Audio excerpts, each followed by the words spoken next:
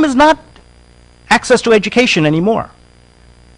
Primary education basically is 90%, I don't know what Ghana's, 90 odd percent primary enrollment rates and so on, right? The problem is it's not clear these kids are learning anything, right? In Tanzania, there was an NGO that did a survey that surveyed 7th grade students. So these kids have already been to 7 years of primary school. 20% of them couldn't read a single sentence in Kiswahili, in their own language. Right. 30% of them couldn't do a 2-digit subtraction problem. And 50% of them couldn't read a word of English. Right? And English is the medium of instruction for secondary school. So basically, these kids, having finished primary school, don't have any chance of going to secondary school. And you say, well, what's going on here? These kids are in school all day. Well, there's somebody else who isn't, and that's the teacher. Right? There's this work that Mwangi and some colleagues, and I guess I'm associated with it too, been doing these service delivery surveys, show that, in Tanzania, which is the country I was just referring to, 23% of the time the teacher is not there. In fact, when the teacher is there, they're in class teaching for about almost 2 hours a day out of an 8-hour day. And if you think this is a problem in education, let's look at health, right? Which I think is much more serious. You still have absentee rates of doctors in primary clinics of the order of 25–30%. But it's worse than that because we have huge leakages in public funds. The extreme version is Chad, where of the amount of money, non-wage public spending that was meant for primary clinics, the percentage that reached the clinic was 1%. 99% leaked out, right? And then the other thing is, again, one of these service delivery surveys that really shocked me was in Tanzania again, and in Senegal. The public doctors in these primary clinics spend the total amount of time they spend per day seeing patients is 29 minutes.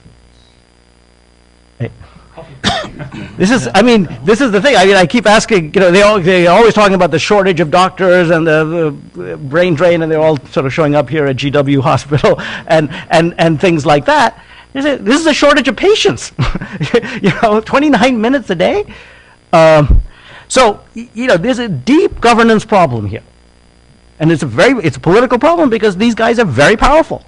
Medical unions, they can throw a president out of power if he tries to reform them. And that's why we're stuck with this situation where the doctors get away with huge rents, the politicians get reelected, and the poor people suffer. Now, to end on a positive note, let me just say that I think my sense is that this is changing. And it's changing for a couple of reasons. Actually, can you show that African success stories? Mwangi brought this book of ours called Yes, Africa Can. You look at some of these 26 success stories in Africa, and they all have a common theme, which is, as the president was saying, the public, various parts of the public get together and put constraints on these government failures so that you can't do it. In Rwanda, they introduced a bonus scheme for doctors to get them to show up, where you get paid 50 cents for every child immunized, or $1 for every pregnant mother who's examined. And the health indicators just shut up. And they did this as a randomized control trial. This will make the if-free people happy, right? So that they could actually associate these with the treatment group as opposed to the control group. And the other is the power of information, which we've seen with technology as well, where when you publish some of this information, you get these absentee rates out to the public.